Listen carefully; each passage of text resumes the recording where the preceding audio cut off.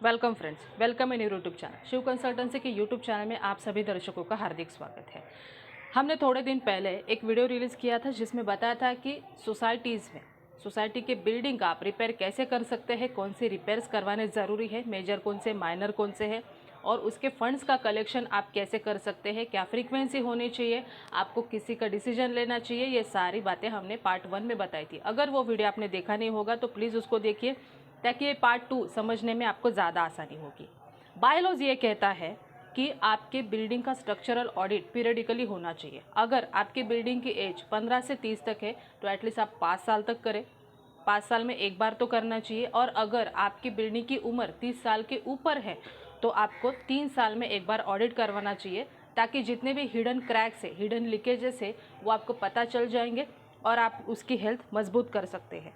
अभी कभी कभी ये क्वेश्चंस लोगों के दिमाग में आता है कि हमारी बिल्डिंग तो छोटी है, फिर हम लोग कितना तक रिपेयर कर सकते हैं, या मैनेजिंग कमेटी को कितना पावर है कि वो लोग कितना अमाउंट तक खर्चा कर सकते हैं रिपेयर में। तो बायलॉज में ये भी सेट हुए, अगर आपकी मेंबर की स्ट्रेंथ 0 से 25 तक है तो 25,000 तक के डिसीजन कमेटी ले सकती है। अगर 26 से 50 तक है तो 50,000 तक के रिपेयर है वो लोग अपने पावर में कर सकती है। और अगर 51 अबव है तो वो 1 लाख तक कर सकती है। उसके आगे अगर उनको कुछ मेजर रिपेयर का कॉस्टिंग को अप्रूव करना है तो उसमें उनको जनरल बॉडी का अप्रूवल लेना ज़रूरी है। अभी ये जनरल बॉडी का अप्रूवल लेते समय ऐसे ही नहीं, उनको either special general body meeting वो लोग बुला सकते हैं, और अगर मैटर ज़्यादा सीरियस है, ज़्यादा प्रायोरिटी देनी है, तो आप उसको ईजेएम बुला के भी मीटिंग में ले सकते हैं। अभी जब ये मीटिंग बुलाते हैं, जब भी आप लोग उनके सामने प्रपोजल रखते हो, कैसे रखना है ये भी हमने पार्ट 1 में बताया था। जब भी आप उनके सामने प्रपोजल रखते हो तभी आपको कंपैरिजन के साथ रखना है, ताकि डिसीजन लेने में ज़्यादा आसानी होगी, उनको समझने में ज़्यादा आसानी होगी।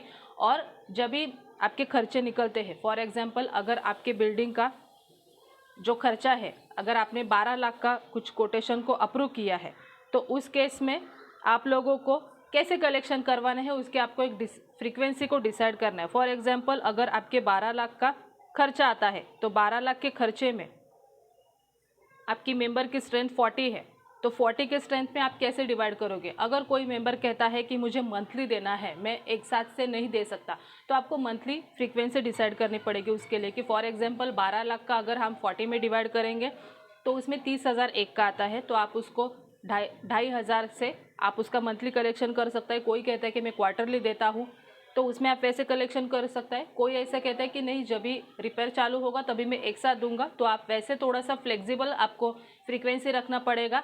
वो भी लोग जो कहते हैं, क्योंकि उनके कन्वीनियंस को भी आपको देखना उसमें ज़रूरी है। अभी सवाल ये आता है कि उसका कलेक्शन आप करके उसको अकाउंट्स में कैसे दिखाएं।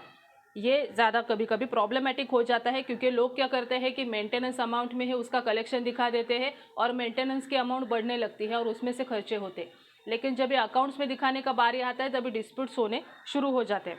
तो ये जो अमाउंट का आप कलेक्शन करने वाले, फॉर एग्जांपल जैसे मैंने कहा कि 12 लाख अगर आपका एक फॉर एग्जांपल है, 12 लाख का आपको रिपेयर का खर्चा होने वाला है और लोगों को आप कलेक्शन करना शुरू कर रहे हो, तो आप एक सेपरेट बिल भी बना सकते हो चाहिए तो, या फिर आपका जो एग्जिस्टिंग मेंटेनेंस बिल है उसमें भी आप एक हेडिंग क्रिएट करके उसके अंडर उसका कलेक्शन कर सकते हैं। अगर पॉसिबल है तो सेपरेट बिलिंग करें, ताकि आपको जब आप प्रेजेंट कर रहे हो अकाउंट में वो करने में ज़्यादा आसानी होगी। अभी ये करते करते जैसे मैंने यहाँ पे वो पूरा आपको बाइफर्गेशन ही दिखाया है कि कैसे करना है। अगर रिपेयर का कॉस्ट 12 लाख है तो आप कैसे कर सकते हैं। इसके साथ साथ आपको ये भी करना है कि बैलेंस शीट में उसको सेपरेटली रिफ्लेक्ट होना चाहिए। अब हो सकता है कि आप पूरे साल कलेक्शन कर रहे हो और इतनी कॉस्ट है, फिर वो आपके इनकम में दिखेगी, इनकम में दिखेगी तो उसके में फिर इनकम टैक्स वगैरह वो सब प्रॉब्लम्स आपको आ सकते हैं। तो इस केस में आपको वो बैलेंस शीट में दिखाते समय भी आपने जो हेडिंग के सामने repair fund for major repair, ऐसा जो आपका एग्जिस्टिंग रिपेयर फंड है वो तो आप सेपरेटली कलेक्ट कर ही रहे हो, बट ये जो एक्सटर्नल रिपेयर के लिए आप खर्चा करने वाले हो तो उसको भी आपको बैलेंस शीट में सेपरेटली दिखाना है। और जितनी हो सके आपको क्लैरिटी मेंटेन करनी है। मीन्स इसमें जो बिल्स आपके आने वाले हैं, पहले तो कोटेशन, उसके साथ साथ जो बिल आएंगे, फिर उसके साथ जो आपने पेमेंट्स किए हैं आप चेक से ही पेमेंट करें। एनईएफटी तो सोसाइटी को वैसे ज़्यादातर एप्लीकेबल नहीं होता है, बट चेक पेमेंट जो भी करेंगे उसमें क्लैरिटी रहे, और हो सके तो उसकी सेपरेट फाइल मेंटेन करके रखें, ताकि जब भी अगर किसी मेंबर को उसमें कुछ कन्फ्यूजन है तो वो आके चेक कर सकता है। जब भी आप ऑडिट करने वाले हो तो किसी को भी मेंबर को जब भी आपका 14 डेज़ का पीरियड रहता है तभी आप वहाँ पे उसको दिखा सकते हैं, ताकि उनको भी वो पता चले कि आपने कैसे कैसे खर्चे किए, कैसे कैसे रिपेयर हुए, किसके किसको कितने पेमेंट दिए, क्या क्या अप्रूव हुआ था, ताकि डिस्प्यूट ना हो। बिकॉज ये जो टॉपिक है उसमें डिस्प्यूट आने के बहुत ही चांसेस होते हैं।